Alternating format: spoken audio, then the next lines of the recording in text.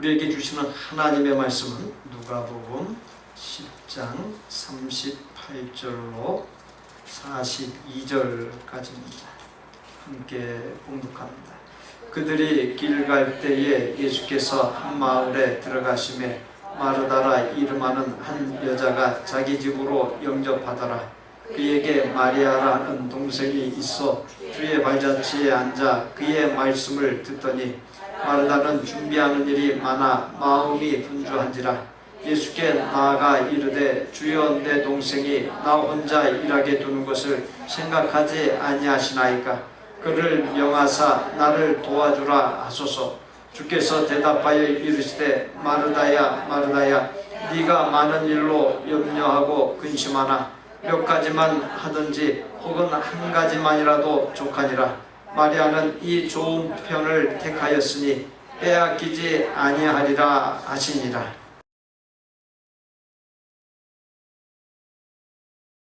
결정장애라고 하는 신조어가 있습니다. 무엇을 먹을까에서부터 옷을 입는 것까지 여러 상황에서 무엇을 선택해야 할지 고민하는 현대인들의 모습에서 나온 말입니다.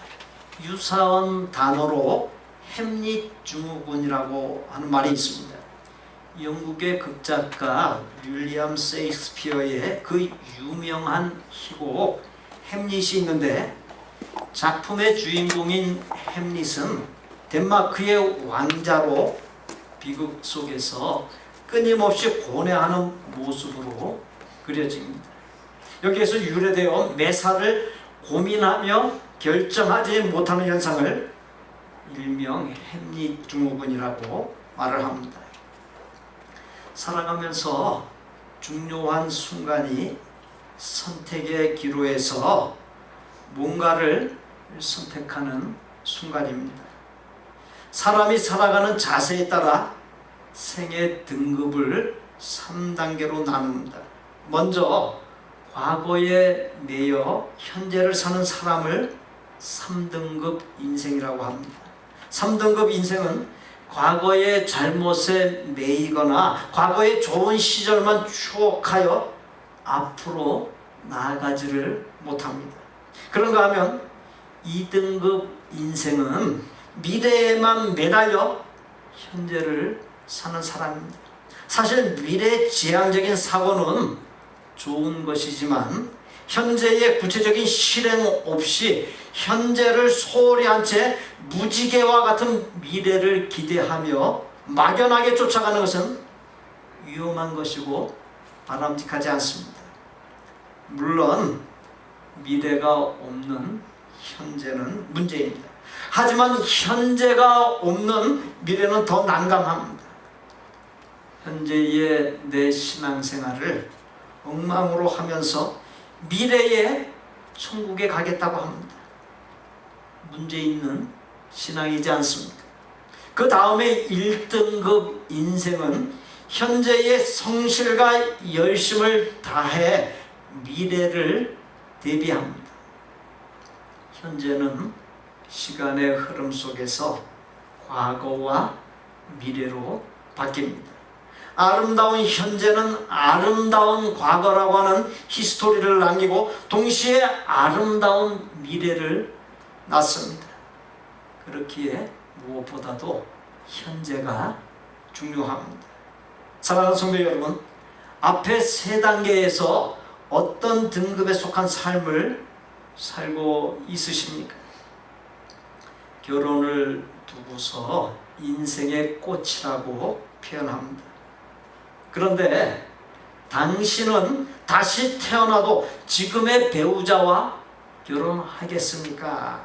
라는 설문조사 자료에 의하면 대한민국 기혼자의 50% 이상이 아니오라고 하는 결과가 나왔습니다. 결혼한 부부에게 있어서 중요한 바가 무엇입니까?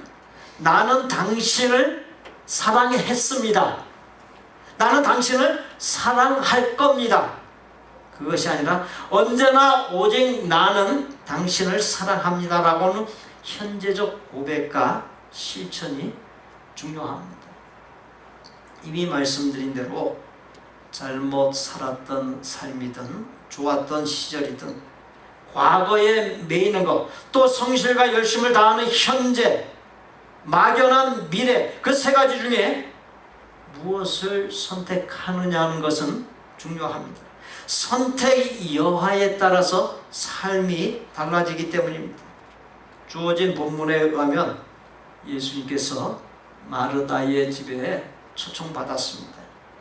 마르다는 마음이 몹시 들떴고 온 집을 대청소했습니다. 음식 장만을 위해 이것저것 장을 봐왔습니다. 예수님 일행이 도착하여 쉬고 있었습니다. 마르다는 이런저런 음식을 준비하느라 여념이 없었습니다. 그런데 동생 마리아는 예수님 발치에 앉아 예수님의 말씀을 듣고 있었습니다.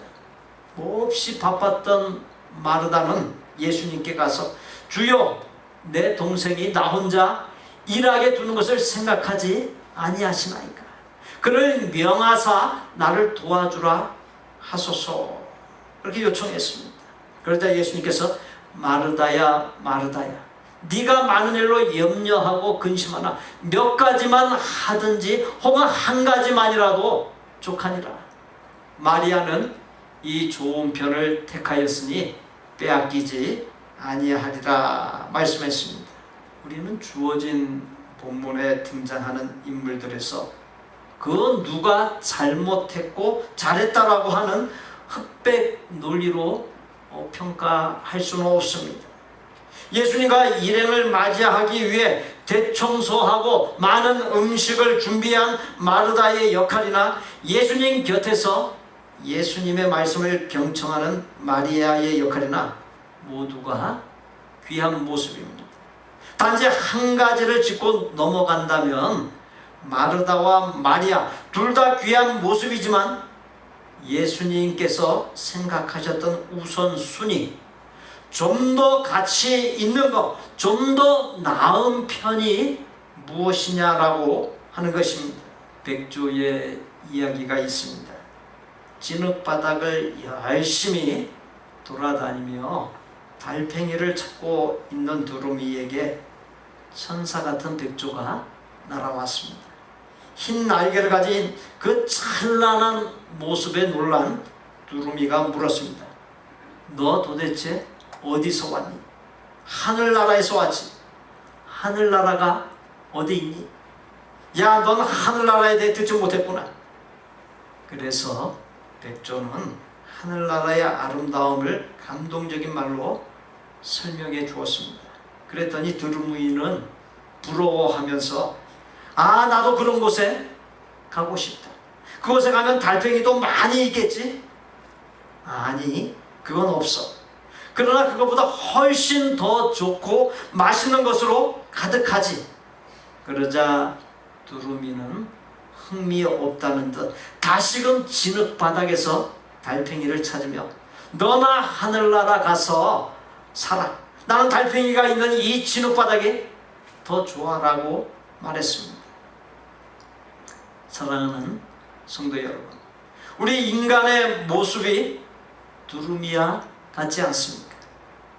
사람들은 더 좋은 것이 있는데도 불구하고 그보다 못한 것을 위해서 인생을 소모하며 에너지를 소모하면서 살아갑니다.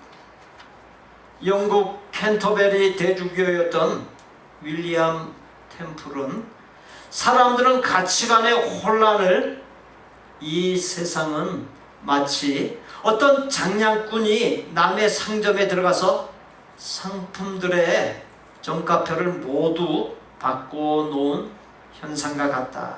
그 장량꾼은 비싼 물건에는 낮은 가격표를 붙여놓고 반대로 싼 물건에는 높은 가격표를 붙여놓았다 라는 말에 빗대어서 표현을 했습니다. 이 이야기가 시사하는 바가 무엇입니까? 사람들은 가격표를 보고서 싼 게 비지떡이라고 간주하고는 값비싼 물건에 관심을 쏟고 쫓아간다는 것입니다. 이는 사람들이 진정한 가치를 알지 못하고 헛된 것을 위해 일생을 허비하며 살아가고 있음을 풍자해 준 말입니다.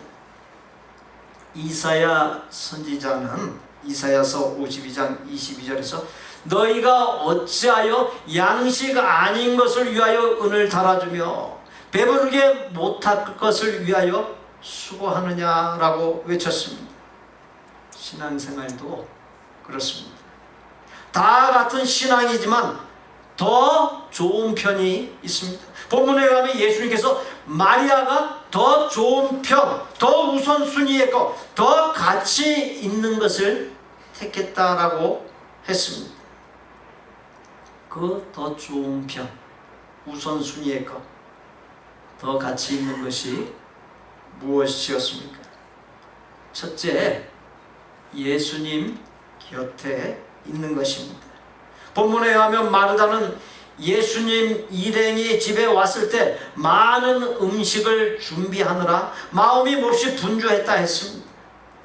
마르다는 집을 청소하는 것, 많은 음식을 준비하는 것을 더 좋은 편, 우선순위의 것, 더 가치 있는 것으로 선택했습니다.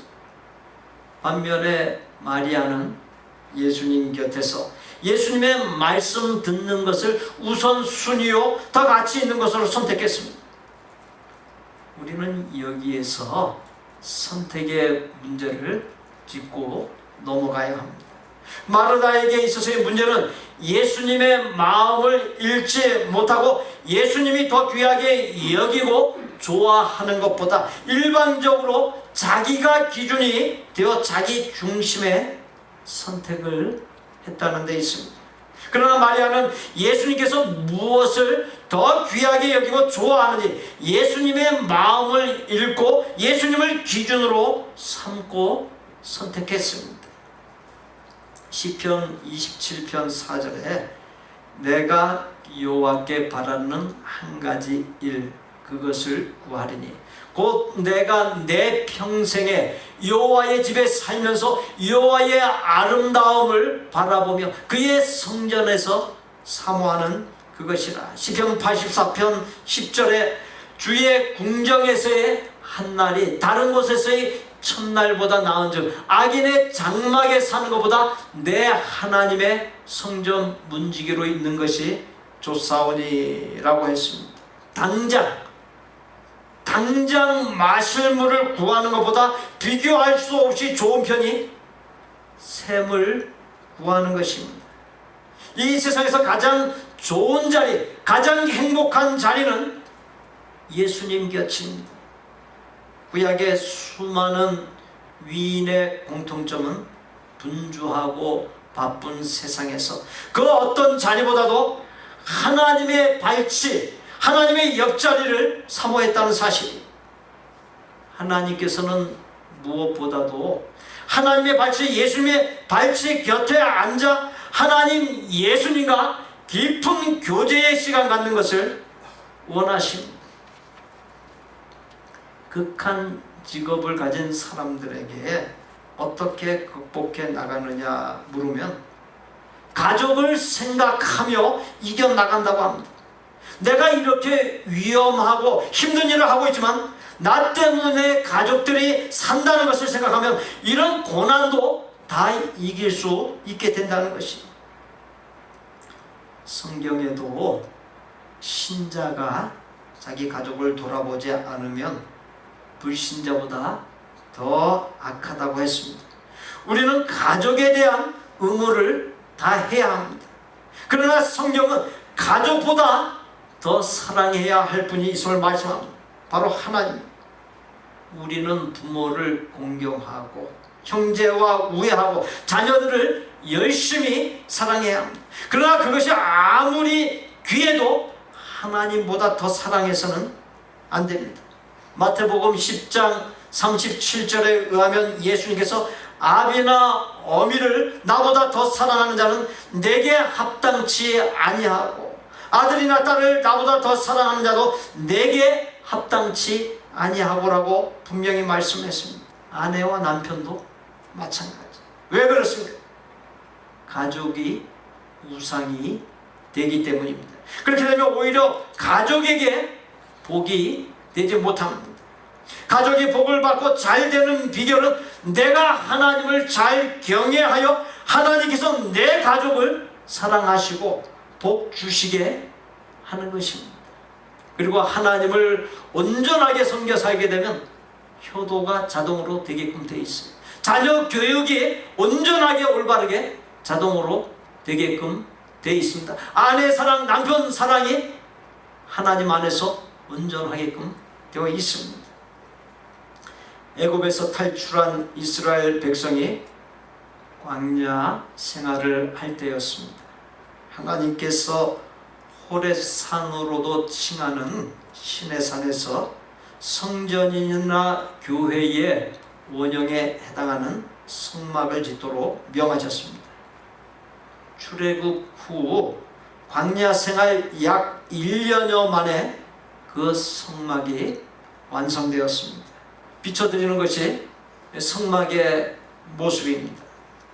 성막 중에서 가장 핵심적인 기구가 성막의 가장 뒤에 위치한 지성소 안에 있던 언약궤입니다. 이 언약궤는 법궤, 증거궤 등으로도 불립니다. 이스라엘 백성이 어느 특정한 장소에서 거주하기 위해 진을 쳤을 때 배치도입니다. 이 배치도에서 가장 중심에 있는 것이 바로 성막입니다. 성막 주위에 모세와 아론과 그의 아들들, 고핫 자손, 무라리 자손, 게르손 자손 등 레위지파 사람들이 1차로 이 성막 주변에 동서남북으로 진을 쳤고, 이어서 2차로 11개 지파가 뺑 둘러서 진을 쳤습니다.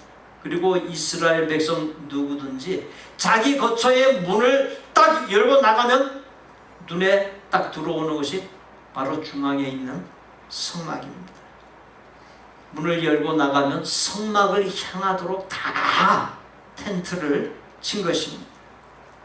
또 다음 그림은 이스라엘 백성이 행진할 때 행렬 순서입니다. 성막에서 가장 핵심이 되는 기구인 법궤가 행진할 때 맨 앞에 놓여 있고, 중간중간에 성막과 성막에서 쓰는 성물들이 끼어 있는 것을 보게 됩니다. 진을 쳤을 때 배치도와 행진 시 배치도가 말해주는 공통점이 있습니다. 진을 쳤을 때 성막이 중앙에 있게 하고 문을 열고 나오면 성막을 향하게 했다는 것은 철저히 하나님을 중심 삼았다는 의미이고, 행진할 때 성막에서 가장 핵심 기구인 법궤를 맨 앞에 두고서 행진했다는 것은 언제나 하나님을 최우선 순위에 두었다는 사실을 의미해 줍니다. 광야 같은 인생길, 무슨 일을 만날지 한치 앞을 내다볼 수 없고 감히 장담할 수 없습니다. 변화무쌍한 것이 인생입니다. 그렇게 사람들은 너도 나도 할 것 없이 이런저런 보험을 가입합니다. 불확실한 세상을 살아가는 데 있어서 보험은 필수적입니다. 자동차 보험, 건강보험, 생명보험, 집보험, 사업체 보험 등에 가입합니다. 그러나 이 세상에 그 어떤 보험일지라도 인생의 깊은 문제, 복잡한 문제를 해결하지 못합니다. 특히 죄의 문제, 죽음의 문제를 해결하는 것은 불가능합니다. 세상의 그 어떤 보험으로도 해결 불가능한 것을 해결해 줄 보험이 있습니다. 이스라엘 백성이 들었던 하나님 보험입니다. 이스라엘 백성이 철저히 하나님을 중심 삼아서 진을 치고 앞세워 행진하는 가운데 저 하나님 보험을 들므로 광야 40년 동안 굉장한 베네핏들이 주어졌습니다. 사람이 살 수 없는 광야에서 40년 동안 하나님의 임재하심, 인도하여 주심, 함께하여 주시고 보호해 주시는 은혜를 입을 수 있었습니다. 광야 40년이란 긴긴 세월 동안 물과 음식과 입을 옷과 거할 것을 공급해 주셨고, 50도의 땡볕과 영하의 추위에서 그들을 보호해 주셨고, 들짐승과 대적의 위험을 막아주셨고, 사방의 들짐승들과 모든 대적을 그들에게서 다 격퇴시켜 주셨습니다. 모든 위기에서 건져주셨고 모든 전쟁에서 승리할 수 있게 해주셨습니다. 우리 삶에 이런저런 혼란과 어려움이 빚어지는 것은 질서의 문제입니다. 하나님의 자리에 내가 올라가 있거나 물질, 교만함, 혈기, 불의함, 죄악 등이 올라가 있을 때입니다. 그 모든 것을 하나님 앞에 내려놓고 우리가 이스라엘 백성에서 보듯 하나님을 중심 삼고 하나님을 앞세우고 높이는 질서가 바로 잡힐 때 하나님께서 비로소 인생의 문제들을 해결해 주시고 다시금 앞으로 나아갈 길을 열어주시는 역사가 일어납니다. 우리는 이스라엘 백성이나 본문 속의 마리아처럼 하나님, 예수님을 중심 삼고 무엇보다도 우선순위에 둘 수 있어야 합니다.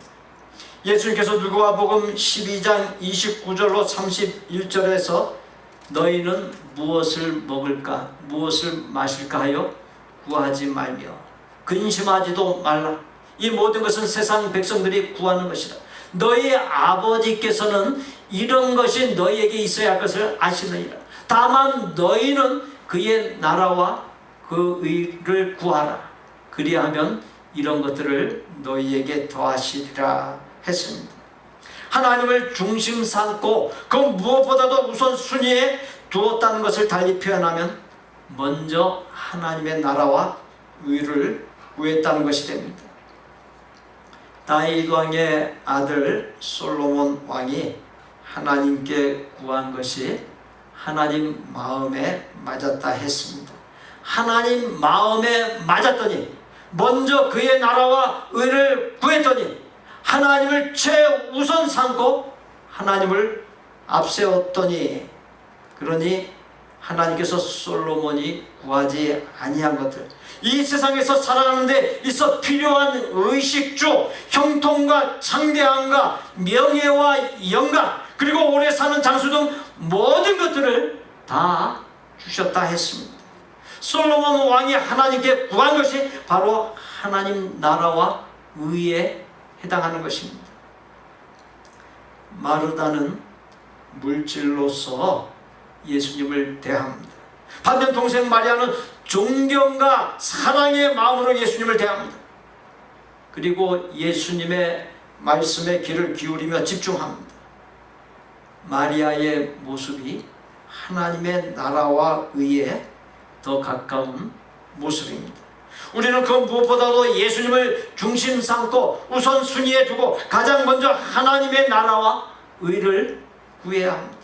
그렇게 할 때 하나님께서 우리에게 의식주 등 이 세상에서 살아가기 위한 모든 것들을 넘치도록 공급해 주시고 삶의 모든 문제가 해결되는 역사가 일어날 수 있습니다.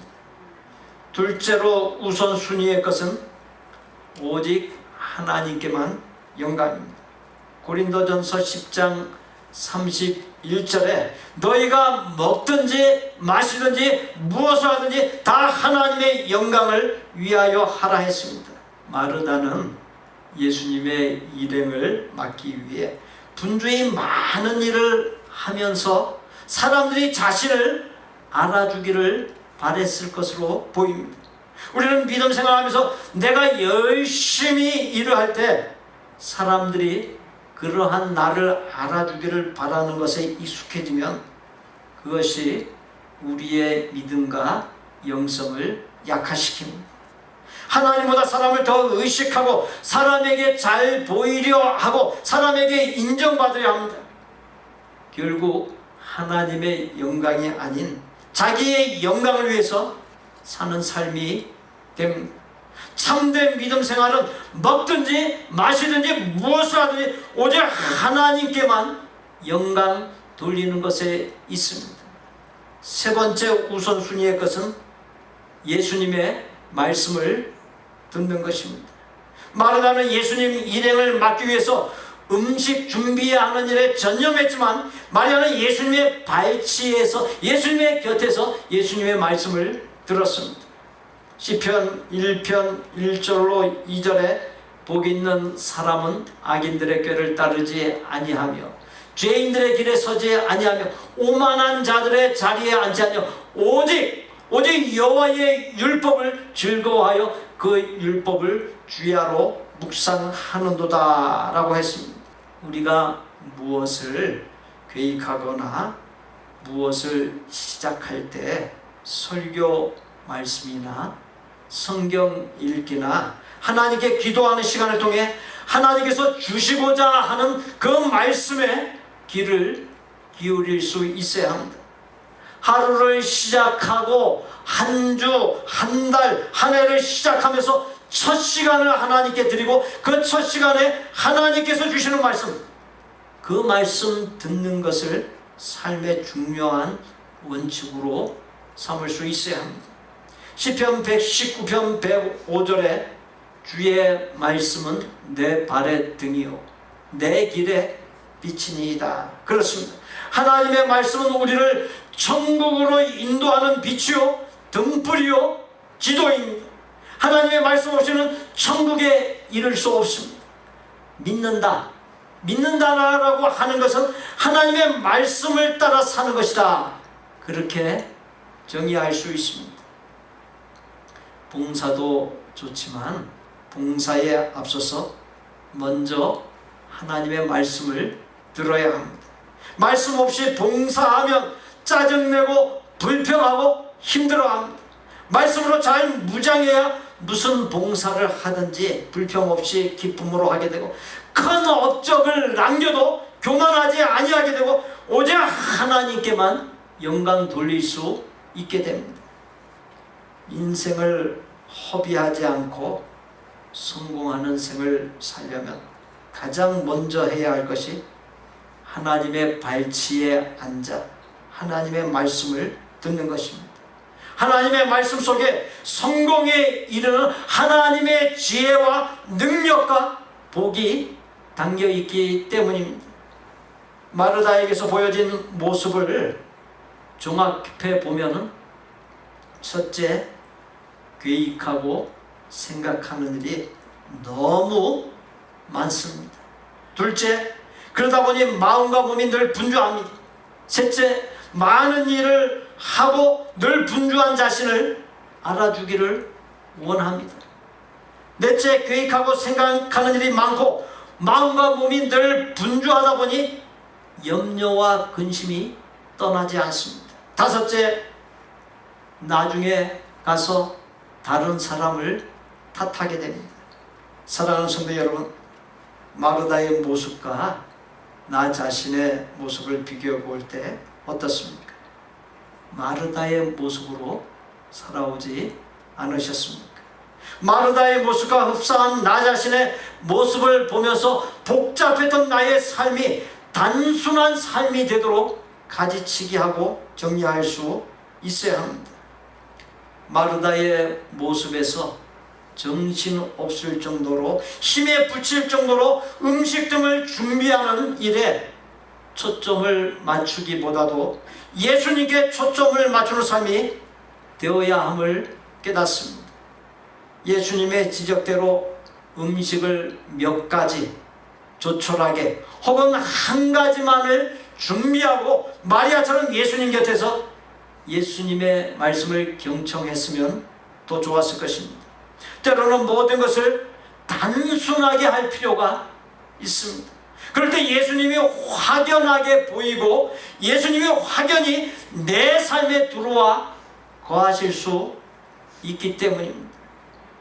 예수님을 집으로 모신 사람은 마르다였습니다. 그러나 정작 예수님께 더 사랑받은 사람은 마리아였습니다. 마르다와 마리아에게서 보듯 무엇을 선택하느냐는 것은 중요하며 여러분 각자의 몫입니다. 선택에 있어서 어떤 것이 더 가치 있는 것, 더 귀한 것인지, 우선순위에 둬야 할 것이 무엇인지 깊이 생각하고 바른 선택, 가장 복된 선택을 하는 여러분과 저가 되시기를 예수님의 이름으로 축복합니다.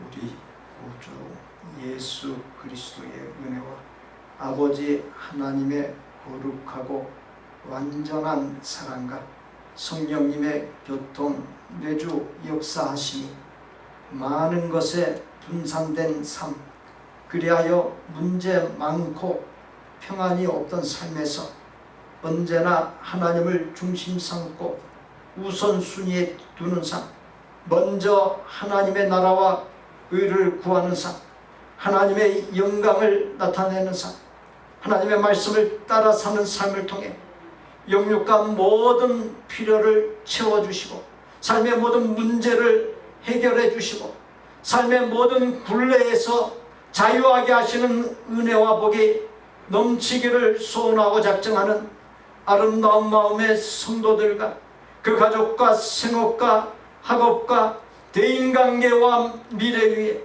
우리 복된 교회 신앙 공동체 위에 우리가 사랑을 나누는 것들과 사역자들 위에 이제로부터 영원토록 함께 계실지어다. 아멘.